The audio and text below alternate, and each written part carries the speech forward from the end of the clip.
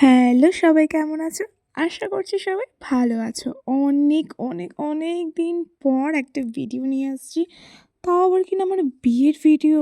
আমি ভিডিওটা আনতে আনতে এতটাই দেরি করে ফেলেছি। 1 বছর হতে যাচ্ছে আমাদের বিয়ে, সামনে আমাদের নাকি বিবাহবার্ষিকী, আর আমি এখন আনছি আমাদের বিয়ের ভিডিও। বলে ফেলি আমি কোথায় এসেছি কেনাকাটা করতে। আমি কিন্তু টিটাগড়ে এসেছিলাম কেনাকাটা করতে।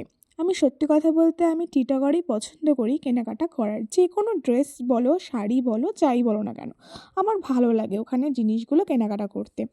আমি গেছিলাম ওখানে কেনাকাটা করতে। সেদিনকে আবার হাট বসেছিল, অনেক রকমের শাড়ি দেখেছিলাম, ঠিক পছন্দ হচ্ছিল না। অনেক খোঁজাখুঁজির পরে একটা দোকান থেকে আমরা লাস্টে শাড়ি কিনি, বিয়ের বেনারসিটা খুবই সুন্দর হয়েছিল লালের মধ্যে। আরও অনেক ধরনের বেনারসি ওখানে ছিল। সব রকম শাড়ি ঠাড়ি দেখার পরে ওখান থেকে চলে গেলাম আমার বাড়ির দিম্মা, আমার বয়স্ক দিম্মা, প্লাস আমার আরও কিছু অনুষ্ঠানের জন্য শাড়ি কেনার জন্য। সব রকম কেনাকাটা করে ওখান থেকে গেলাম হচ্ছে কি হলো ব্লাউজ কিনতে। একটা ব্লাউজও আমার পছন্দ হচ্ছিল না। ওনাদেরকে বলা হচ্ছিল যে বিয়েতে পরবো, বিয়েতে পরার মতন ব্লাউজ দেখাতে।